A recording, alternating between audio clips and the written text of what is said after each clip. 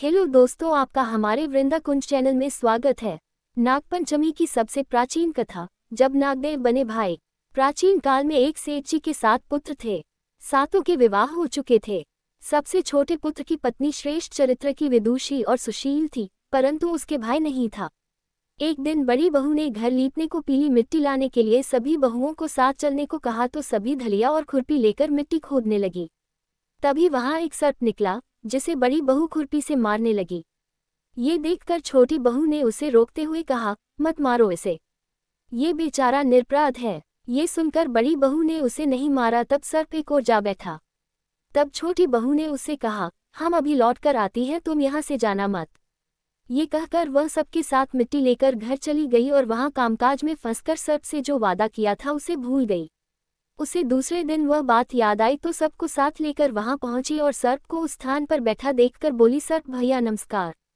सर्प ने कहा, तू भैया कह चुकी है, इसलिए तुझे छोड़ देता हूँ, नहीं तो झूठी बात कहने के कारण तुझे अभी डस लेता।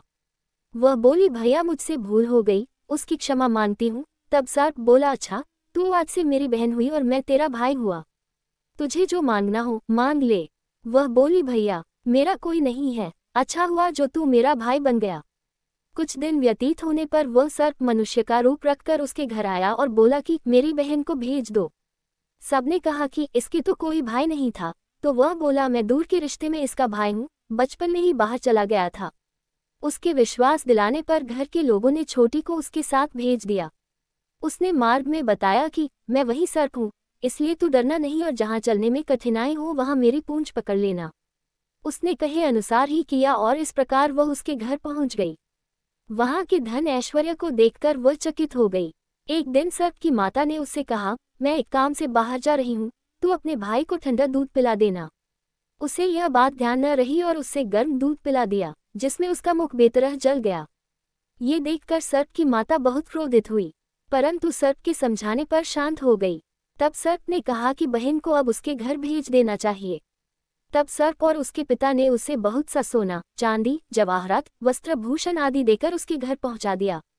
इतना ढेर सारा धन देखकर बड़ी बहू ने ईर्ष्या से कहा, भाई तो बड़ा धनवान है, तुझे तो उससे और भी धन लाना चाहिए।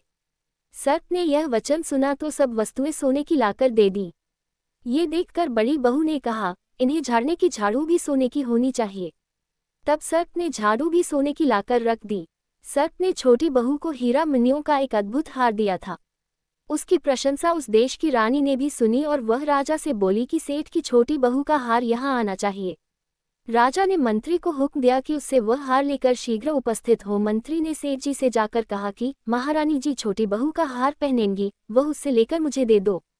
सेठ जी ने डर के कारण छोटी बहू से हार मंगाकर दे दिया। छोटी बहू को यह बात बहुत बुरी लगी। उसने अपने सर्प भाई को याद किया और आने पर प्रार्थना की, भैया रानी ने हार छीन लिया है, तुम कुछ ऐसा करो कि जब वह हार उसके गले में रहे तब तक के लिए सर्प बन जाए और जब वह मुझे लौटा दे तब हीरो और मणियों का हो जाए। सर्प ने ठीक वैसा ही किया। जैसे ही रानी ने हार पहना वैसे ही वह सर्प बन गया। ये देखकर रानी चीख पड़ी और रोने लगी। ये देखकर राजा ने सेठ के पास खबर भेजी कि छोटी बहू को तुरंत भेजो।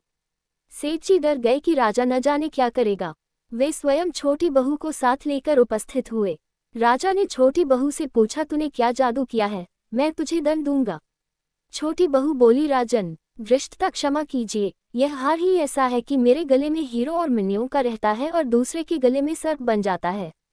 ये सुनकर राजा ने वह सर्प बना हार उसे देकर कहा, अभी पहनकर दिखाओ। छोटी बहू ने जैसे ही उसे पहना वैसे ही हीरो मणियों का हो गया।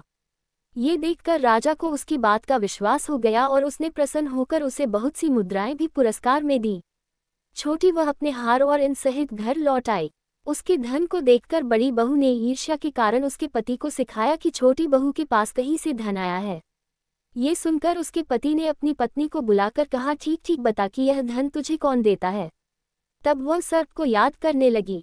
तब उसी समय सर्प ने प्रकट होकर कहा, यदि मेरी धर्म बहन के आचरण पर संदेह प्रकट करेगा तो मैं उसे खा लूंगा। ये सुनकर छोटी बहू का पति बहुत प्रसन्न हुआ और उसने सर्प देवता का बड़ा सत्कार किया।